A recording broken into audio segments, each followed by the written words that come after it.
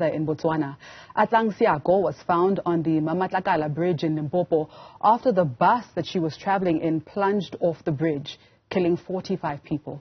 Her grandmother, 61-year-old Ungemetse Siako, managed to jump out of the bus with Atlang before the crash, but died on the way to hospital.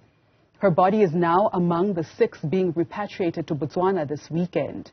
Newzroom Afrika's Karinda Jagmohan filed this report.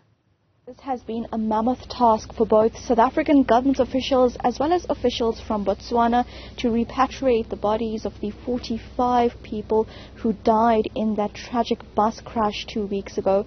The process started today, and as this day essentially concludes with the families that are here, I'm joined by Dr. Poppy Ramatuba, the Limpopo Health MEC. Thank you so much for speaking to us, MEC.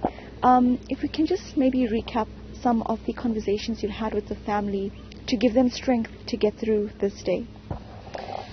Like I've indicated, it's a very difficult situation and also difficult for us, more especially when you look at the nature of the accident.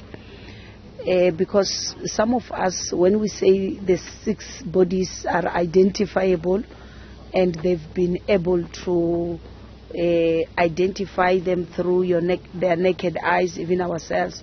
But at the same time, we must remember there has been physical trauma, even on the faces, such that one of the issues that our psychologists prepare them for, which we've been discussing with them, is that before they even go and view the bodies, they must also remember that the person might not look like the person you know. Because it's been 14 days now since the person has died. Secondly, the person died out of physical trauma.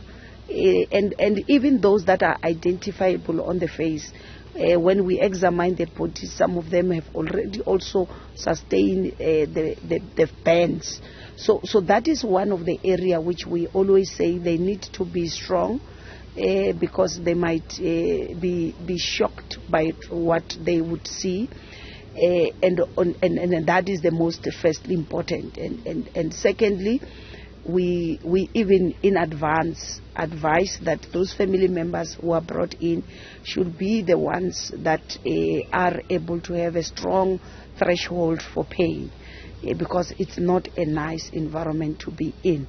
So even when they come here, we still continue to debrief them. But then the message we have to them today, we convey the message is that our President, His Excellency President Ramaphosa, and also President Masisi said, and when they sent us to represent them today here, to say the 2 presidents were very clear that they are with them and they want us to provide them with the support so that they can be able to lay them to rest in the dignified manner.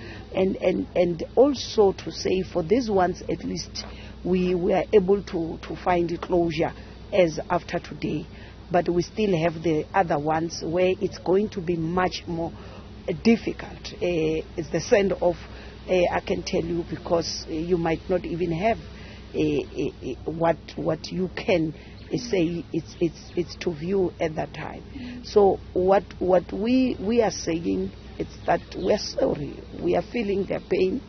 There's no amount of analgesics. I was telling them that even if I was to give you analgesics or painkiller, if I sedate you, you will sleep, but when you wake up, the pain will still be there. If I give you painkiller, it won't work on this type of a pain. So hence we are saying to them, with time and the support they are getting from the 2 governments, they will be able to come through. It's only time that can heal. MEC, thank you so much for sharing this with us. We appreciate it. The Limpopo Health MEC, Dr. Poppy Ramatuba, speaking about, firstly, the pain that the families have experienced, saying, we are sorry that this happened. There's no painkiller that can take this pain away. It will happen with time and with faith.